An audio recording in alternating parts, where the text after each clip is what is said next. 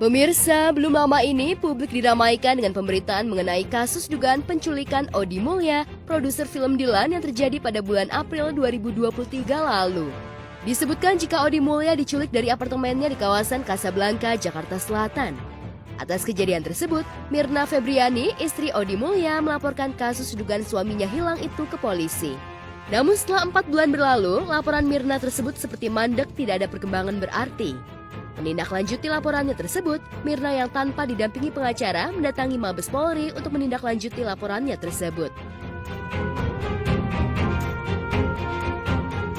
Laporan di Polda itu sempat terhambat sampai 4 bulan lebih, makanya ditempatkan di sini atau diambil alih di sini semuanya. Jadi laporan saya itu bukan hanya dugaan penculikan Pak Odi yang orang sakit stroke, tapi ada laporan dugaan membawa lari anak saya. Kebetulan kan maksudnya anak saya yang dibawa, dan laporan penggelapan aset mereka.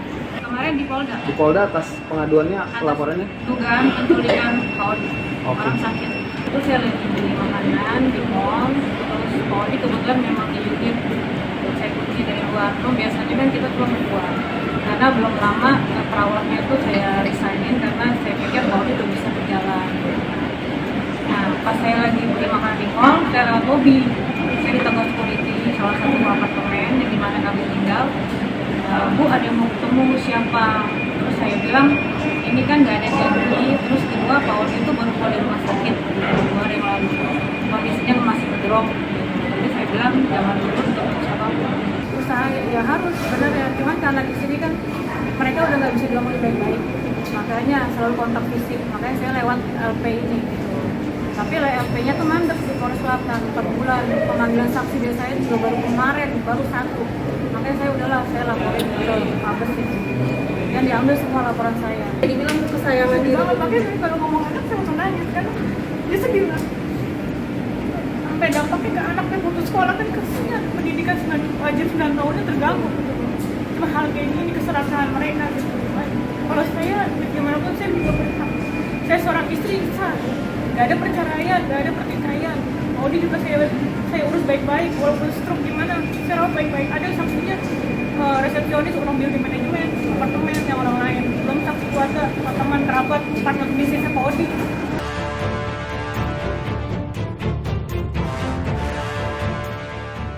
Di hadapan awak media, Mirna pun menceritakan kronologis kejadian suaminya yang hilang tersebut saat Mirna meninggalkannya di sebuah apartemen untuk membeli makanan di sebuah mall.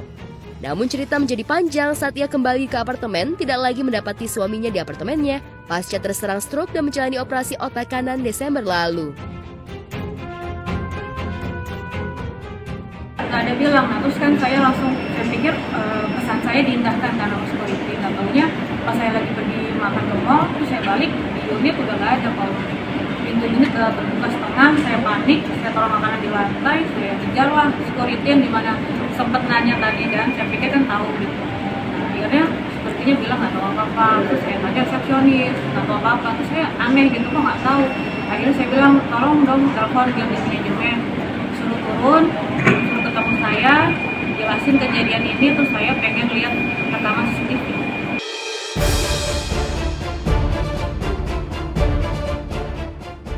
Diceritakan Mirna, sebelum kejadian Odi Mulya hilang, suaminya melaporkan saudaranya perihal penggelapan aset pernikahan milik Mirna dan Odi. Tak hanya itu, nomor selulernya milik Mirna telah diblok oleh saudaranya Odi, begitu pula dengan nomor seluler milik suaminya yang juga hilang. Diduga handphone selulernya tersebut diambil oleh pihak keluarga Odi. Akibatnya, Mirna tidak bisa menghubungi suaminya. Nomor saya diblok, terus Pak Odi diambil. Nomor Pak Odi diambil dari handphone yang Pak Odi di saya gitu kan, terus nomor saya diblok, nggak ada komunikasi. Ada sebelumnya memang sebelum diculik atau diduga diculik ini, Pak Odi melaporin saudaranya perihal penggelapan aset pernikahan kami. Itu juga sama saya dan sama didampingi sama lawyer. Karena itu kan polisi juga yang menentukan itu LP-nya apa, maksudnya pasalnya apa, dan juga dengan disertai barang bukti, rekaman CCTV, saksi-saksi dan kejadian. Adegan waktu itu kejadiannya. Sempat ketemu di Polda, waktu itu juga saya hubungin Polda, keadaan lagi nggak sengaja saya dapat telepon dari rumah sakit Pusat Kencana kalau Pak Odi ada berobat. Akhirnya saya hubungin Polda dan diambil atau ditangkap di situ semua, terus dia udah ketemu di Polda tapi cuma sebentar. Karena nggak bisa diajak komunikasi baik-baik. Pihak keluarganya Mbak? Mereka iya, keluarga Paudi tuh kalau ketemu saya maunya kalau nggak nendang mukul, terus dia udah nggak baik-baik.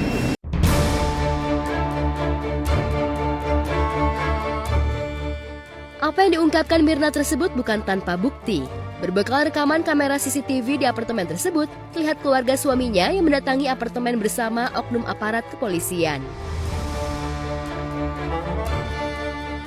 Dari rekaman CCTV, Mbak.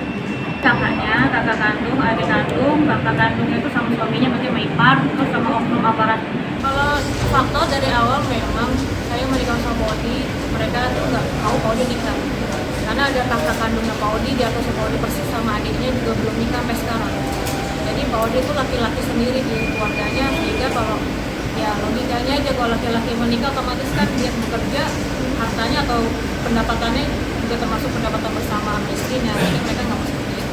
Saya ambil baik-baik, saya dilemparin sepatu, sendal supaya nggak masuk ke rumahnya. Tetap saya nekat, saya mau gendong anak saya dihajar meja. Gitu. Jadi memang mereka tuh, ya maaf aja sih bukan membuka aib keluarga suami saya, karena ini udah fatal juga sih. Anak saya sampai nggak bisa, sampai putus sekolah, bukan nggak bisa lagi. Karena udah 7 bulan berturut-turut nggak masuk sekolah, takut saya ambil.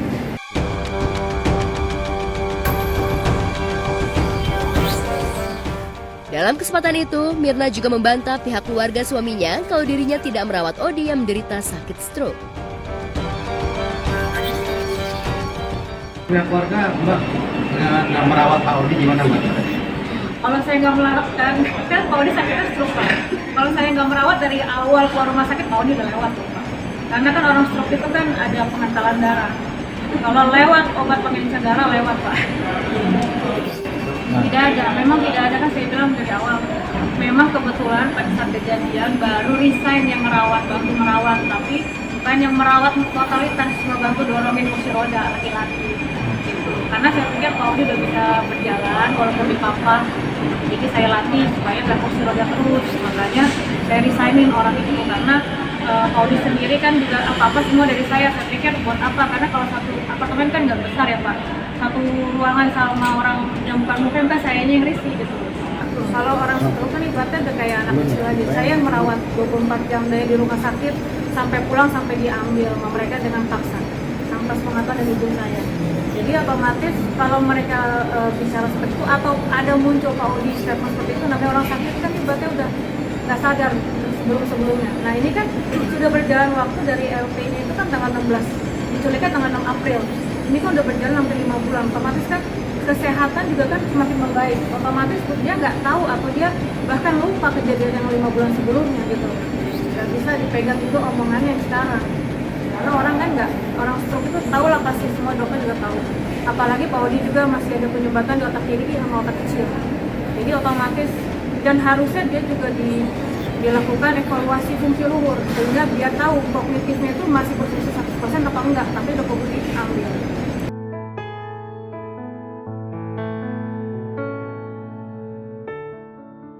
Sementara itu viral di media sosial sebuah acara pernikahan seorang Crazy Rich asal kota Banjar, Kalimantan Selatan yang menggelar pesta pernikahan selama 14 hari 14 malam berturut-turut dengan mewah dan meriah.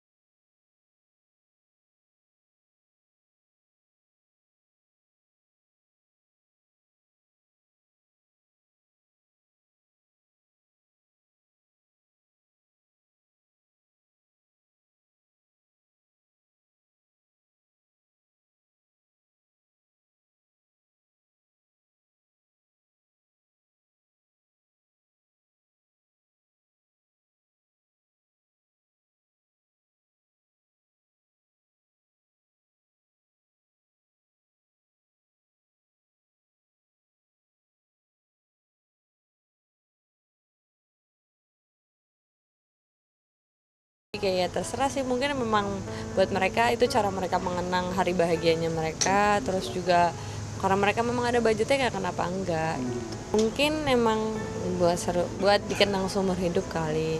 Jadi memang mereka pengen ngelakuin yang terbaik buat pernikahan mereka gitu ya. Ya bagus.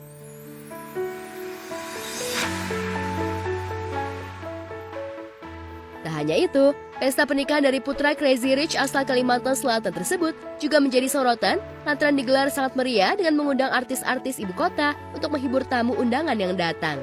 Sejumlah artis seperti Slank, Rhoma Irama, dan Soneta Group dan Elvi Sukaesi hadir dan tampil di pernikahan tersebut.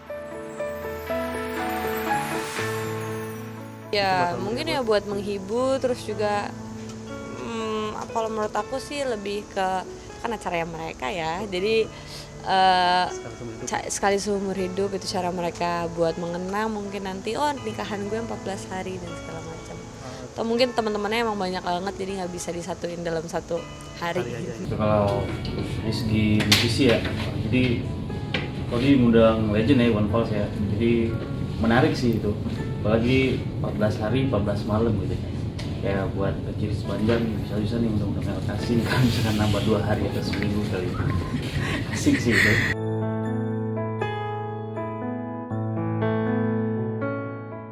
Diketahui jika pernikahan tersebut diselenggarakan oleh Crazy Rich asal Kalimantan Selatan bernama Haji Muhammad Hatta yang dikenal dengan panggilan Haji Ciut yang menikahkan anak ketiganya. Pesta pernikahan tersebut digelar untuk memeriahkan pernikahan pasangan Danu dan Caca, anak dan menantunya. Iya, jadi daripada buat larinya kemana gitu kan, yang penting buat hiburan, panggung masyarakat gitu, biar lebih ada maknanya, ada manfaatnya juga. Karena mungkin dia ada budgetnya atau ada modalnya ya, sah-sah aja sih kan.